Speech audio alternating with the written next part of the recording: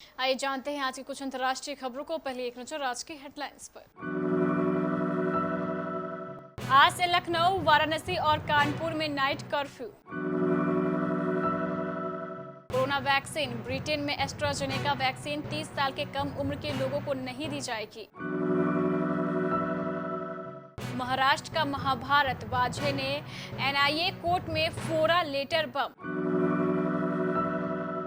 वाराणसी में वैक्सीन की किल्लत, अगले 3 दिनों तक के लिए रोका गया पहले डोज का टीकाकरण। राकेश टिकैत के बोल, लाल किला सरकार की संपत्ति नहीं, उसे बेच दिया गया है, अब मालिक एफआईआर दर्ज कराएगा। पाकिस्तान, रेप यौन हिंसा पर बयान देकर फंसे इमरान खान। नग्न फोटोशूट में शामिल लोगों को किया जाएगा निर्वासित। फोर्ब्स की लिस्ट जारी, मुकेश अंबानी देश के सबसे अमीर कारोबारी। सलमान खान के फैंस के लिए बुरी खबर, अभिनेता बोले इस साल नहीं अगली ईद पर करेंगे फिल्म राधे को रिलीज। तस्लीमा नसरीन ने मोइन अली पर किया था आपत्तिजनक ट्वीट, अब क्रिकेटर के पिता हुए आग बबूला। यूपी में कोरोना के तेजी से बढ़ते मामलों को देखते हुए राजधानी लखनऊ, वाराणसी और कानपुर में गुरुवार रात से नाइट कर्फ्यू लगाने की घोषणा कर दी गई है। इस दौरान केवल आवश्यक सेवाओं से जुड़े लोगों को ही छूट होगी। लखनऊ में फिलहाल केवल नगर निगम क्षेत्र में इसे लागू किया गया है। ग्रामीण इलाकों में नाइट कर्फ्यू लागू नहीं होगा। माना जा रहा है कि जल्द ही कुछ और शहरों में नाइट कर्फ्यू का ऐलान हो सकता है। सीएम योगी ने 500 से ज्यादा एक्टिव केस वाले जिलों के डीएम को नाइट कर्फ्यू पर फैसला लेने के लिए अधिकृत कर दिया है। फिलहाल वाराणसी और लखनऊ के बाद प्रयागराज में 500 से ज्यादा एक्टिव केस हैं। ब्रिटेन में दवाओं की नियामक संस्था एमएचआरए ने कहा है कि 30 साल के कम उम्र के लोगों को एस्ट्राजेनेका वैक्सीन नहीं दी जाएगी और उन्हें इसका कोई दूसरा विकल्प दिया जाएगा। नियामक संस्था का कहना है कि एस्ट्राजेनेका वैक्सीन लेने के बाद ब्लड क्लॉटिंग की शिकायत मिलने के बाद ऐसा किया गया है। नियामक संस्था ने अपनी जांच में पाया है कि मार्च के आखिर तक यूके में जिन लोगों को भी एस्ट्राजेनेका वैक्सीन दी गई थी उनमें से 79 लोग ब्लड क्लॉटिंग के शिकार हुए थे और उनमें से 19 लोगों की मौत हुई थी। महाराष्ट्र में नाजायज वसूली का बवंडर लगातार विकराल होता जा रहा है। अनिल देशमुख के बाद महाराष्ट्र सरकार के एक और मंत्री अनिल परवल पर वसूली करने का आरोप लगा है। अंटिलिया मामले एवं मनसुख हिरेन हत्याकांड में गिरफ्तार मुंबई पुलिस के निलंबित एपीआई सचिन वझे ने एनआईए कोर्ट को पत्र लिखकर बताया है कि उससे अनिल देशमुख के अलावा शिवसेना कोर्ट के परिवहन मंत्री अनिल परवल भी वसूली करते थे। अनिल देशमुख जहां बार एवं रेस्टोरेंट से वसूली करने को कहते थे, वहीं अनिल परवल ने मुंबई महानगरपालिका के ठेकेदारों से वसूली करने को कहा था। वाजे के इस पत्र से पूर्व पुलिस आयुक्त परमवीर सिंह द्वारा देशमुख पर लगाए गए आरोपों की भी पुष्टि होती दिख रही है। वाराणसी में कोरोना वैक्सीन की भारी किल्लत होती दिखाई दे रही है। प्रशासन ने इसको देखते हुए पहले डोज का टीकाकरण पर 3 दिन तक रोक लगा दी है।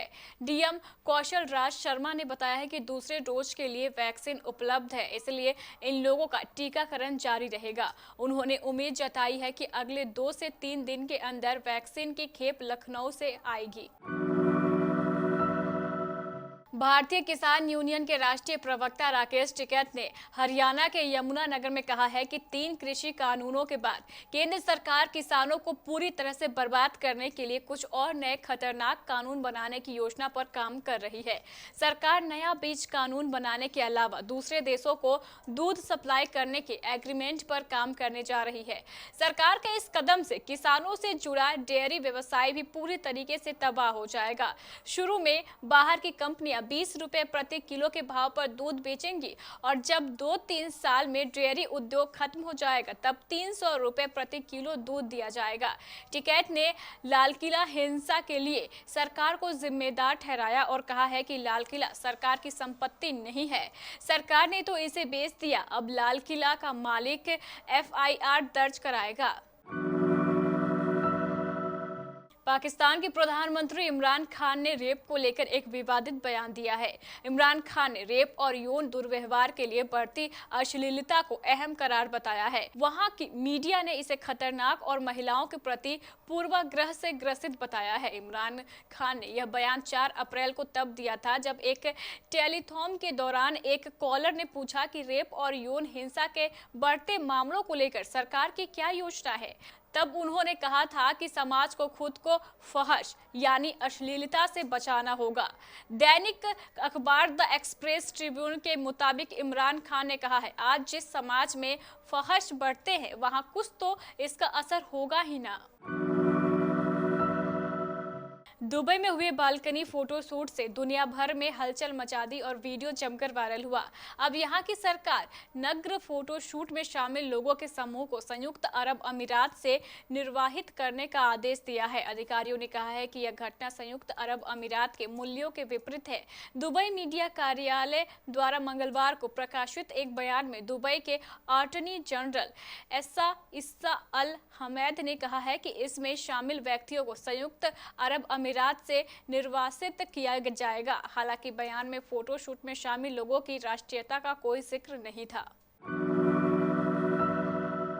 देश के धन कुबेरों की बात आती है तो सबसे पहले मुकेश अंबानी का ही नाम आता है। उनके पास 6.27 लाख करोड़ रुपए की संपत्ति है।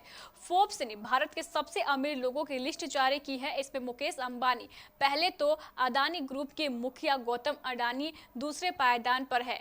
अदानी के पास करीब 3.75 लाख करोड़ रुपए की संपत्ति है। अदानी ने राधा किशन दामानी को रिप्लेस किया है। इस दिग्गज कारोबारी के बाद तीसरे नंबर पर आईटी सेक्टर की कंपनी एचसीएल टेक के फाउंडर शिव नाडार हैं।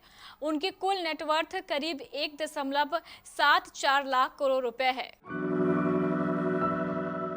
सलमान खान ने अपनी अगली फिल्म राधे के सीधे ओटीटी प्लेटफॉर्म पर रिलीज किए जाने की चर्चा के बाद कुछ महीने पहले कहा था कि वे इस फिल्म को पहले सिनेमा घरों में ही रिलीज करेंगे। इसके बाद सलमान खान ने अपनी कमिटेड की याद दिलाते हुए सोशल मीडिया के जरिए राधे के इस साल ईद के मौके पर ही रिलीज किए जाने का ऐलान किया था। लेकिन अब सलमान के मन में भी इस बात की आशंका पैदा हो गई है कि राधे इस साल भी ईद के मौके पर रिलीज नहीं हो पाएगी। सलमान को कहाँ पता था कि एक बार फिर से कोरोना के तेजी से बढ़ते मामलों के चलते मुंबई ही नहीं देश भर में फिर से कर्फ्यू और लॉकडाउन जैसे हालात पैदा हो जाएंगे और एक के बाद एक फिल्मों की रिलीज को फिर से टालना पड़ेगा।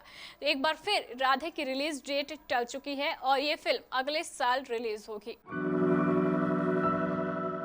बांग्लादेशी लेखिका तस्लीमा नसरीन द्वारा मोइन अली पर किए गए आपत्तिजनक ट्वीट को लेकर विवाद और लोगों की नाराजगी बढ़ती जा रही है। इंग्लैंड के ऑलराउंडर मोइन को परोक्ष रूप से आतंकी कहने के लिए तस्लीमा की हर तरफ आलोचना हो रही है।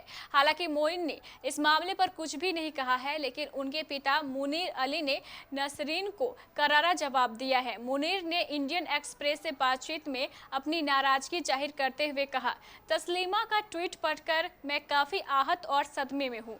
यदि वह खुद को आईने में देखेंगे तो उन्हें पता चलेगा कि उन्होंने क्या कहा है। मुनीर ने कहा, यह स्पष्ट रूप से एक इस्लामोफोबिक बयान है।